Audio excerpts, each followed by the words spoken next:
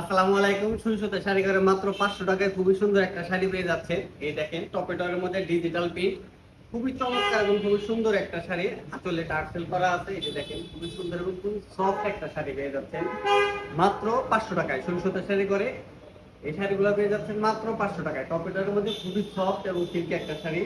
বেশ কয়েকটা কালার আছে, আমি প্রত্যেকটা কালার দেখেছি। এই একটা কালার, এটা আসলে পোর্শনটা, আর এটা হলো বডির পোর্শনটা।